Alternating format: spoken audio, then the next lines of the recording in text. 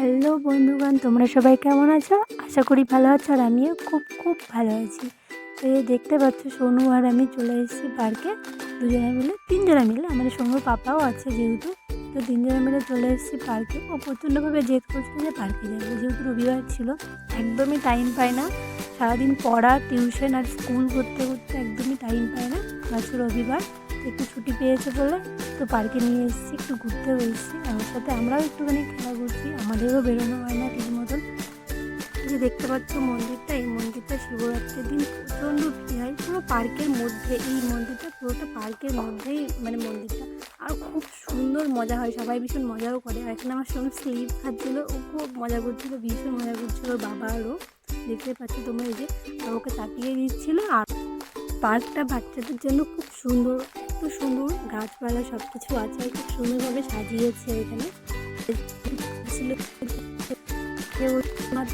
ভাবে আমারও ভীষণভাবে একটু ইচ্ছা করলো যে না, আমি একটু দোল খাই। সেই কারণে আমিও বসে পড়েছি, আর আমার সঙ্গে আমাকে দোল দিচ্ছিলাম। তো আমার ভিডিওটা যদি ভালো লেগে থাকে তাহলে অবশ্যই লাইক, কমেন্ট, শেয়ার আর অবশ্যই সাবস্ক্রাইব করুন।